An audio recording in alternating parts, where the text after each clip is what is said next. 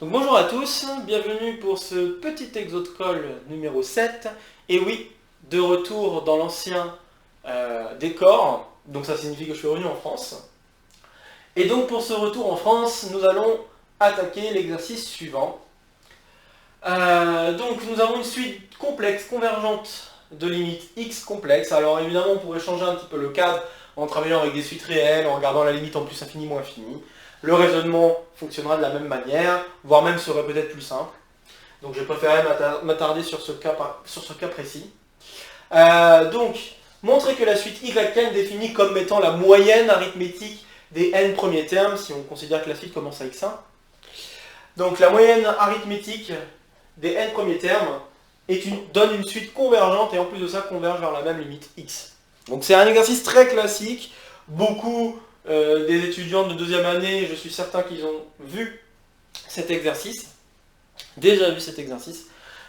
Pour les premières années, je pense que ça peut être l'occasion de voir un peu le type d'exercice qu'on pourrait faire avec les sommes. Donc voilà, alors ça, c'est ce qu'on appelle, ce résultat est un résultat très connu, on va dire, qui peut s'utiliser en analyse de données ou des choses comme ça. Donc ça s'appelle le lemme de Césaro.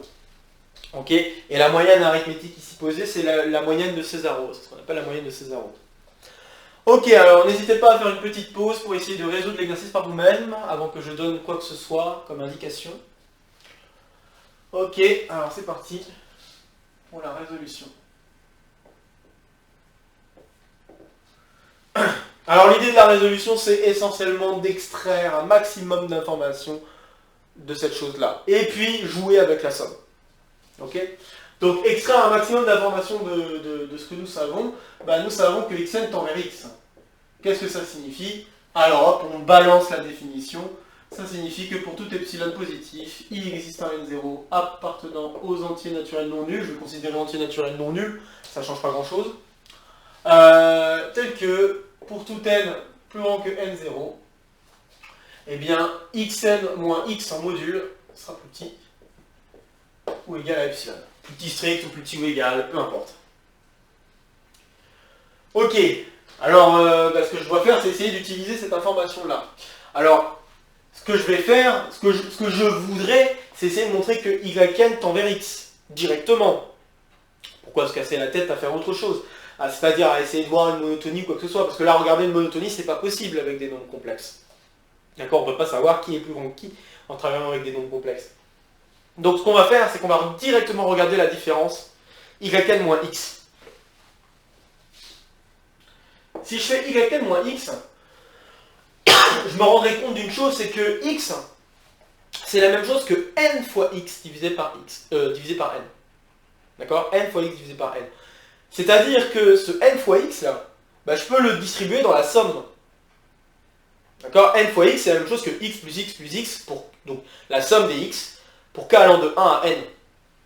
Okay. Donc en fait, cette soustraction ici, c'est la même chose que 1 sur n fois la somme pour k allant de 1 à n de xk moins x. Ok. Et puis cette somme, je vais la découper exprès pour pouvoir utiliser la propriété au-dessus. Donc ce que je vais faire, c'est la chose suivante. J'ai 1 sur n fois la somme pour k allant de 1 à n0 moins 1 de xk moins x, plus 1 sur n, somme pour k allant de n0 à n de xk moins x. Ok. Bon, et puis normalement, vous devriez commencer à me voir venir. Je veux mettre le module et essayer de montrer que ce truc-là sera plus petit que quelque chose aussi petit que je veux. Ok. Donc, en l'occurrence, un truc lié à epsilon. Bon, ce que je vais faire, c'est donc je commence par mettre des modules, valeur absolue ou module. Et bon, je vais utiliser, je pense que ça aussi vous devriez le sentir venir, je vais utiliser l'inégalité triangulaire. Ok. Donc j'utilise une égalité triangulaire.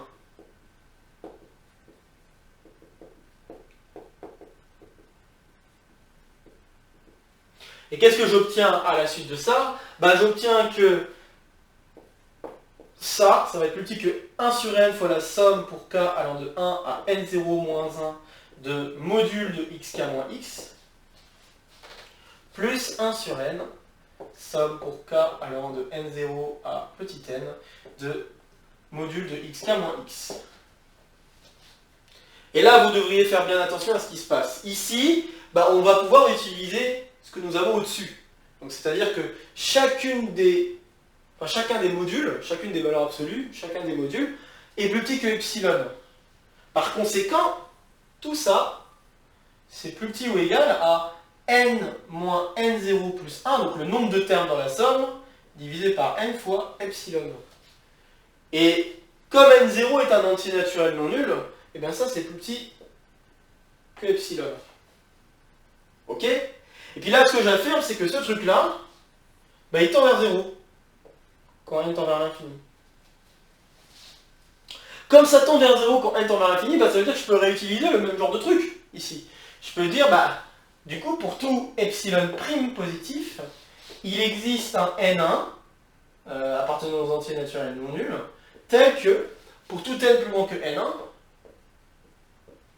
eh bien nous avons que 1 sur n, bon là je suis pas obligé de mettre des valeurs absolues ou des modules, puisque c'est déjà un réel positif, de module de xk moins x, ça sera plus petit que epsilon prime. D'accord? Et donc, si je choisis epsilon prime comme étant epsilon, et si je dis que n, c'est plus grand que le max de n1 et n0, et bien dans ce cas-là, ça, je vais pouvoir dire que c'est plus petit ou égal à epsilon. Conclusion de tout ça, donc sous ces conditions, j'en déduis que ceci est inférieur ou égal à 2 epsilon. Donc autrement dit, pour tout epsilon, il existerait un grand n qui ici correspondrait au max de n à n0. D'accord? Donc il existe un grand n appartenant aux entiers naturels non nuls, tel que pour tout n, plus grand que ce grand n, on a ça qui est plus petit ou égal à 2 epsilon. Voilà, j'ai terminé. Donc voilà, je viens de démontrer le lemme de Césaro.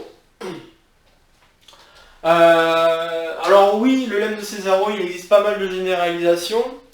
Alors je crois qu'il y a quelque chose qui s'appelle du type théorème de Dirichlet-Césaro, ou je ne sais plus exactement l'énoncé, le nom du théorème exactement, mais on pourrait remplacer, donc je vais mettre variante, on pourrait remplacer en fait l'entier naturel n qu'on voit ici par une suite AN. Donc on pourrait prendre une suite AN réelle positive telle que la somme des AN diverge. Donc si on fait ça, alors, et le raisonnement sera le même, hein. Le raisonnement que je viens de faire là, c'est le même, c'est juste qu'il va falloir garder les AN dans l'affaire, mais on va avoir que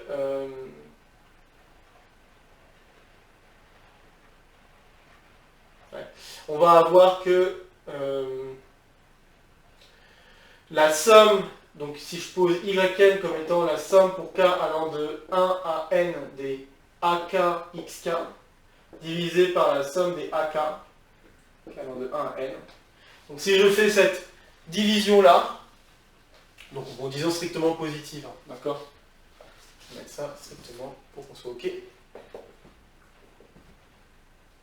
Donc si j'ai ça, ça aussi, ça va tendre vers x quand n tend vers l'infini. Si xn tend vers x. Ok. Et le raisonnement est assez similaire à ce que je viens de faire ici. C'est le même principe. Il y a d'autres versions aussi du lemme de Césaro, qui s'appelle aussi le lemme de Stolz-Césaro, du théorème, je crois. De Stolz-Césaro. Qui est en fait un équivalent de la règle de l'hôpital. Donc la règle de l'hôpital, c'est une règle un peu particulière sur les limites de quotient de fonctions, en disant que si les fonctions sont dérivables, et que la limite de f en x0 c'est 0, la limite de g en x0 c'est 0, je peux dériver et avoir la limite. Donc c'est-à-dire que cette limite en x0 du quotient, f de x sur g de x, en x0, et bien ça sera la même chose que f' de x enfin la limite de f' sur g' en x0. Ok? C'est ça que dit la règle de l'hôpital. Et en fait, bah, le théorème de Stoll-Cesaro, c'est une règle de l'hôpital pour les suites. Puisqu'en fait, bah, faire une intégrale pour les suites, ça correspond à faire les sommes. Et faire des dérivés, bah, ça revient à prendre un terme particulier ou faire une différence entre deux termes l'un à côté de l'autre. Donc faire an plus 1 moins an. Exactement comme on fait en physique en fait. Quand on a une trajectoire et qu'on veut déterminer la vitesse et tout ça, ce qu'on fait en général, c'est qu'on regarde la distance entre les deux points et puis on divise par le temps, donc le temps de pulsation entre ces deux points. Bah, c'est un peu le même principe pour une suite quand on dérive, entre guillemets, je mets bien des guillemets, hein, quand on dérive une suite, ça revient à la même chose que faire une différence. Bon bah en fait, la règle de l'hôpital, c'est pour ça qu'on appelle ça une règle de l'hôpital pour les suites. C'est un peu le même principe. J'ai plus l'énoncé exact, donc c'est pour ça que je ne le redonne pas, mais je vous donne la référence, comme ça si vous voulez jeter un œil. Il y a également d'autres types de sommations, comme sommation de Borel, qui sont liées à ce truc-là. Il y a aussi d'autres types de, je crois que sommation de l'air, mais je suis plus très sûr de la chose. Enfin bref, pas mal de références liées au lemme de Cesaro. Et puis bon, bah petite dernière question rapide. Est-ce que la réciproque est vraie? Donc, c'est-à-dire, est-ce que si j'ai la moyenne des n premiers termes, donc la suite des moyennes des n premiers termes qui convergent vers une limite, alors ça veut dire que la suite de départ converge vers une limite. La réponse est faux. Donc attention, réciproque fausse. Et il suffit de prendre une suite assez banale. Donc si je prends xn égale moins 1 puissance n, bah on voit que yn, si je reprends la définition que j'ai donnée là-bas, yn, bah, il va valoir moins 1 si n est impair, 0 sinon. D'accord, je vais faire moins 1 plus 1, moins 1 plus 1, moins 1 plus 1. Et je dis, et oui, moins 1 sur n, j'ai oublié parce qu'on divise par n. Et bon, bah, par conséquent, la limite de yn, bah, c'est 0. Alors que ici, pas de limite. D'accord? Donc, il n'y a pas de réciproque. Voilà. Bon bah voilà pour ce petit exo de colle.